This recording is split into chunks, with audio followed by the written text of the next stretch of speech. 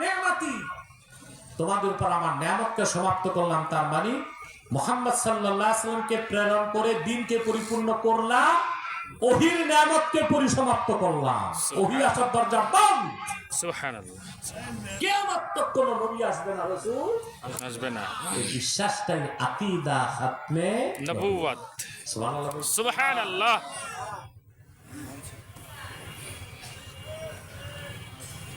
পূর্বে নবীর পরে নবী আসার তিনটা কারণ থাকতো। কয়টা? তিনটা। খেয়াল করেন, নবীর পরে নবী আসতো কয়টা কারণে? তিনটা কারণ।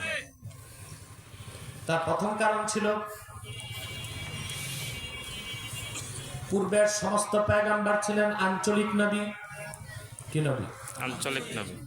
প্রত্যেকে এসেছেন কোন একটা অঞ্চলের জন্য, একটা জাতির জন্য, সেজন্য আরেক অঞ্চলের জন্য, আরেক জাতির জন্য আরেক নবী লাগতো। আল্লাহ নবীর পর নবী পাঠাতেন, নবীর সাথে নবী পাঠাতেন। নবীর সাথে নবী পাঠাতেন।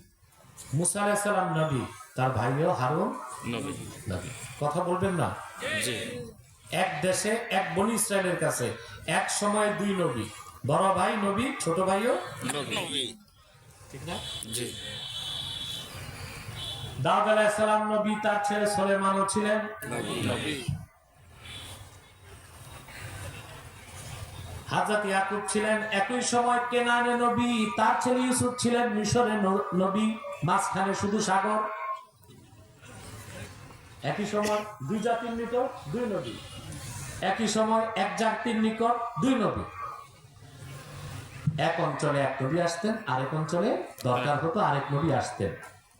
কিন্তু তোমার নবী, আমার নবী, বিশ্ব নবী মুহাম্মদ মুস্তাফা সাল্লাল্লাহু আলাইহি ওয়াসাল্লাম, তিনি ১৫০০ বছর আগে এসেছেন। শুধু আরববাসীর নবী হিসেবে নয়, তিনি গোটা সৃষ্টি জগতের নবী হয়ে এসেছেন। সুবহানাল্লাহ। সুবহানাল্লাহ।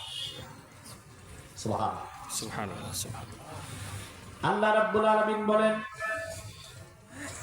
কুল ইয়া আইয়ুহান নাসু ইন্নী রাসূলুল্লাহি ইলাইকুম জামিআ। মুহাম্মদ সাল্লাল্লাহু আলাইহি ওয়াসাল্লাম, আপনি বলুন, আমি তোমাদের সমগ্র পৃথিবীর মানুষের জন্য আল্লাহর পক্ষ থেকে নবী হিসেবে এসেছি। সুবহানাল্লাহ। সুবহানাল্লাহ। তো নবীর পর নবী আসার যে কারণ ছিল, পূর্বের প্রত্যেক নবী ছিলেন আঞ্চলিক নবী, সাম্প্রদায়িক নবী, জাতিগত নবী। এর জন্য নবীর পরে নবী আসতেন। আপনার কথা বলেন কেন বাম পাশে বসে? কিন্তু মুহাম্মদ সাল্লাল্লাহু আলাইহি ওয়াসাল্লাম ১৫০০ বছর আগে এসেছেন শুধু আরববাসীর নবী হিসেবে না, গোটা সৃষ্টি জগতে নবী হিসেবে। সুবহানাল্লাহ। সুবহানাল্লাহ।